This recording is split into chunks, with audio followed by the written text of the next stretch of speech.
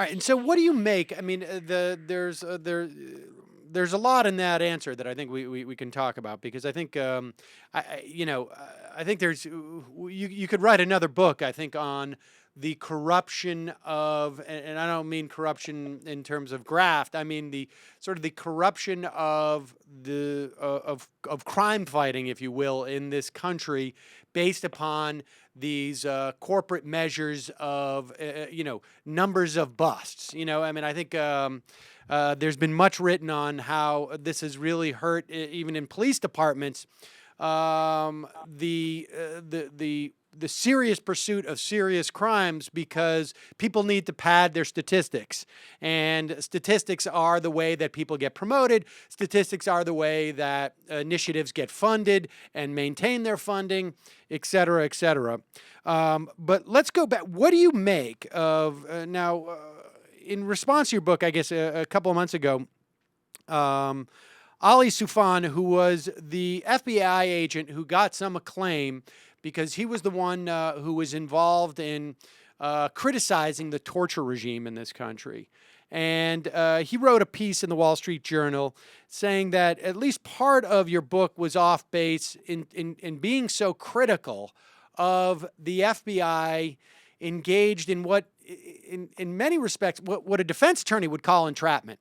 And I want to ask you how this is not entrapment. But first, what do you make of the criticism that, look, the FBI needs to do this because, if 1 out of 100, just using your statistics, 1 out of 100 is a real case, one of these dopes that you talk about could actually have hooked up with somehow with, I guess, a more sophisticated terrorist syndicate.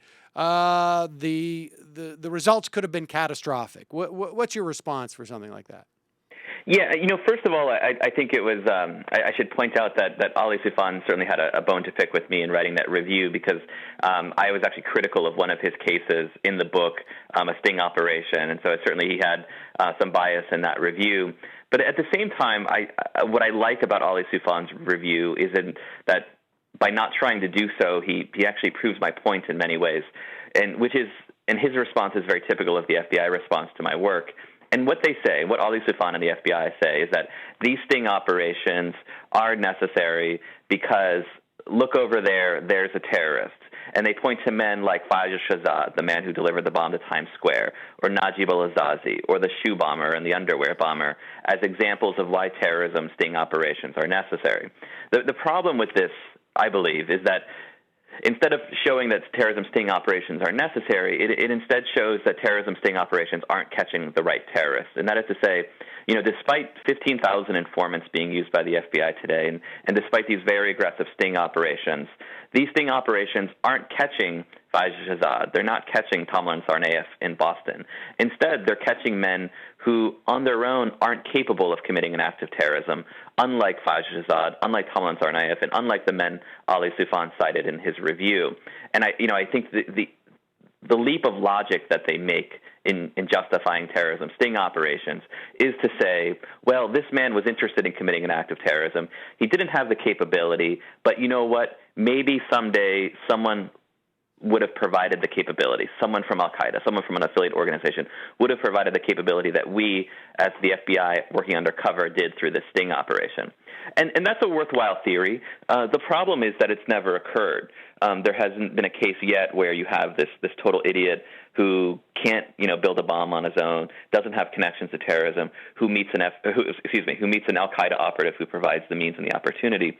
Instead, these sting operations are really catching the people who don't have the means, who likely never would have the means, while at the same time, the people that are truly dangerous, Tamlan Tsarnaev, for example, when he was building his pressure cooker bombs at home, was never on the FBI's radar while they were pursuing sting operations against people of very questionable danger and of very questionable importance. And what that gets at, I believe, is that it's a lot easier to catch this low-hanging fruit, right, or to pick this low-hanging fruit of suspects who, are espousing violence, who are mentally ill, economically desperate, and will get lured into terrorism sting operations, than it is to really root out that needle in the haystack of truly dangerous terrorists like Faz Shahzad and Tamlan Tsarnaev. And what the FBI program over the last decade has shown is that they've been woefully inadequate in catching truly dangerous terrorists before they strike, but they've been really great at catching these idiots who espouse violence but don't have the means on their own, and through this elaborate and expensive sting operation provide everything that they need to become terrorists that on their own they never would have been able to become. And the point is that by going after this low-hanging fruit, we have finite resources, and we're expending our resources in the wrong place. I think that's absolutely right. You know, the FBI's budget is $8 billion every year, and $3 billion of that goes to counterterrorism. And that's the largest single portion of any area. It's more than goes to organized crime and financial fraud. Mm-hmm. And so we're spending a lot of money creating this environment where we're catching people who aren't capable but aspire to be capable. In the FBI's term, these men are more aspirational than operational, right. And yet at the same time, we're missing really significant crimes. We're failing to prevent, for example, Tamlan Tsarnaev and Faz Shahzad before they strike. And if you look at the previous decade, you know, we had financial fraud and mortgage fraud on a scale of such great levels that it crippled the world economy. And those two areas were areas that the FBI normally would have investigated prior to its post-9/11 focus on counterterrorism. And I think a question that is fair to ask is, were we not so focused on these expensive and elaborate sting operations, could we have prevented other crimes before they occurred? Could we have prevented more serious crimes, such as the true terrorists, or, for example, you know, the financial and mortgage fraud we saw in the last decade? Does the FBI, I mean, if in their model, it seems to me that just, you know, sort of, based on your research, their model seems to be, we're going to get all the potential dupes who could somehow fall under the sway, or who could be, in some respects, like, you know, unmanned drones for more nefarious forces who are basically setting these people up to be carriers or to, you know, to do the dirty work. Does the FBI in this equation, you know, there's two parties here, right? There's the dupes, and then there's the sort of sinister sort of enablers, I guess.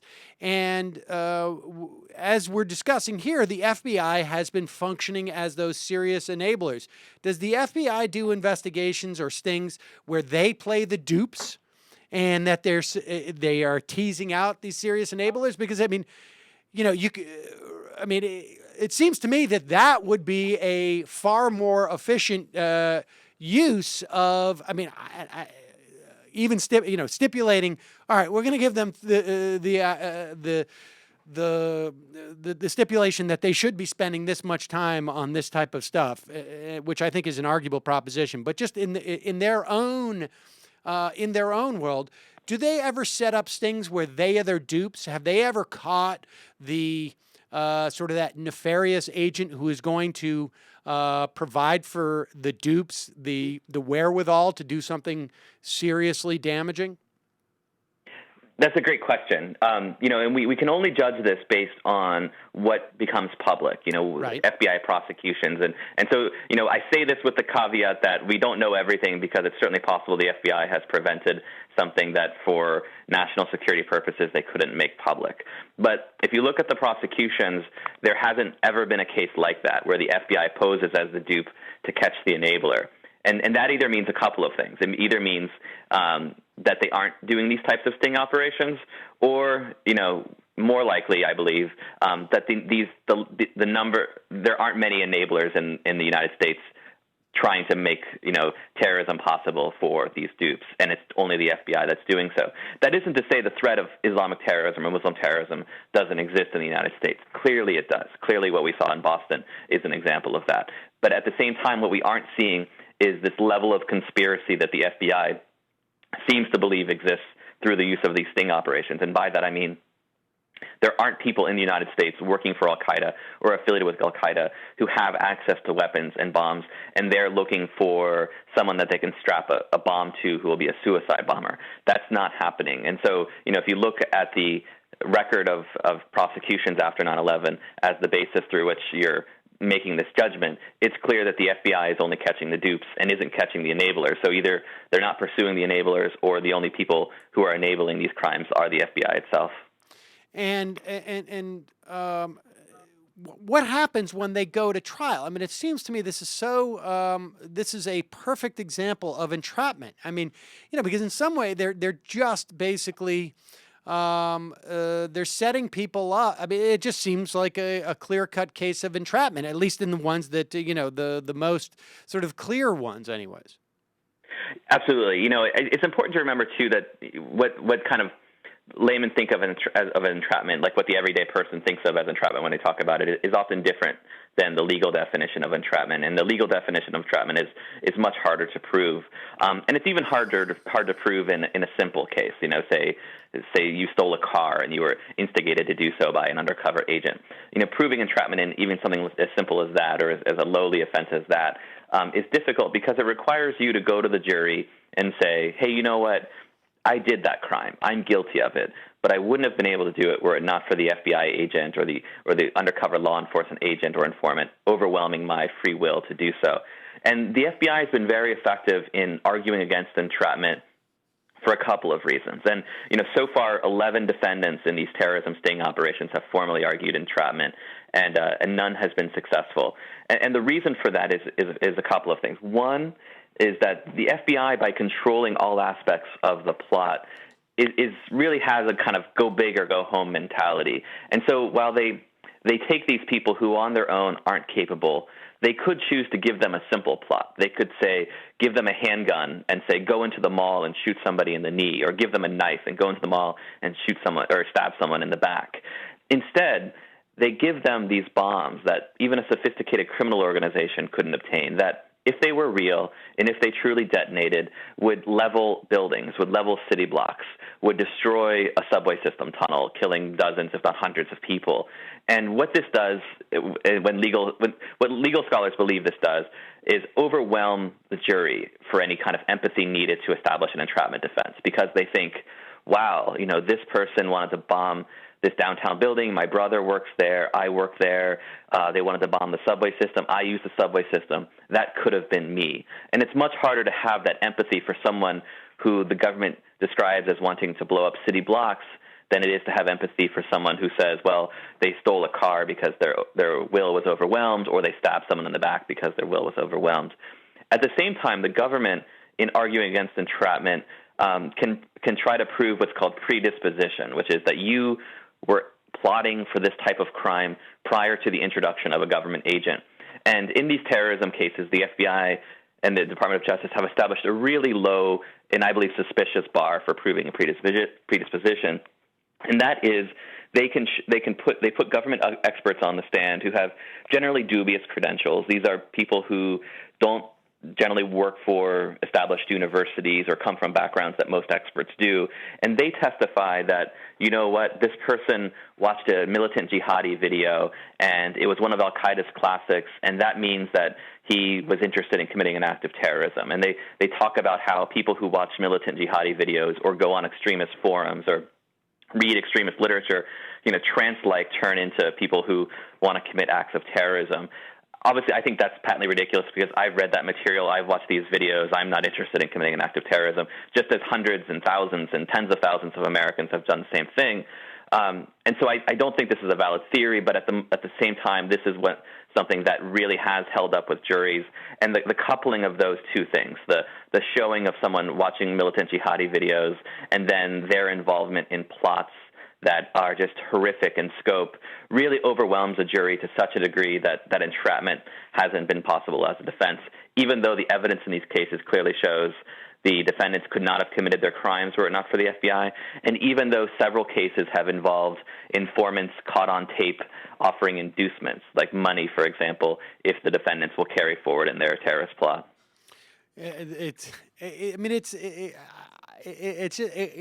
I'm a little. Obviously, I've been sort of aware of this, but it's. Did you come across in any of your reporting any other techniques? Because it just seems like, and maybe I'm seeing too big of a of a scope to this, but this seems to be indicative of sort of almost a societal wide problem we have, in that the FBI, this is sort of a huge operation to cover their ass, because the FBI could be doing things that would be far less sort of notable and quantifiable, that could keep us safe, but they would not be able to get necessarily the same amount of credit for it. I mean, the absence of infiltrating, let's say, Muslim college groups or spying on people and whatnot, would obviously enhance relationships and make people in these communities who might know of some marginal character that is, somebody to be watching for. But the FBI would not necessarily get that credit. How do, just from a mechanic standpoint, going back to this, how do the FBI find these guys? I mean, do they just go and basically troll chat boards, or? Yes, in the short, the FBI will send. They do it in a few ways. One thing is that the FBI will troll forums, things like Facebook, looking for people who post extremist comments. For example, it's not uncommon in these cases for the investigation to begin because an informant or an FBI employee saw someone post something inflammatory or extremist on Facebook, and then an informant will be assigned to get to know this person, and then if they're interested in committing an act of terrorism, move along in the process. There's also been examples of the FBI sending informants indiscriminately into Muslim communities looking for people who want to commit an act of terrorism. There was a famous case outside New York City, actually, involving 4 men who became known as the Newburgh Four, and they came to the FBI's attention through an FBI informant who had committed fraud on his own, and then, to work off his sentence, became an FBI informant and later converted to being a paid informant. And he went into the Newburgh community for 10 months. He trolled those mosques for 10 months, looking for anyone who was interested in committing an act of violence. In fact, he went to one mosque so frequently that they invited him to join the board of directors, and he couldn't find anyone interested in committing an act of terrorism. And after 10 months, he finally meets in the parking lot this man who works at Walmart, who has a history of mental illness and also had a very crude understanding of Islam, and he's the one he was able to shepherd into a terrorism sting operation. And so what we're seeing is a few ways that the FBI identifies these targets, and they're usually done through the targets exercising of their First Amendment, however unpopular that exercising might be for them. I mean, by expressing something on a message board or on Facebook, or by saying to an informant that they really hate the U.S. foreign policy in Israel and something should be done about it. And these are the types of things that will trigger for the FBI a pushing by an informant or an undercover agent to say, well, do you want to do more than just talk about violence? Do you want to commit violence? And that's really how the terrorism sting operation begins.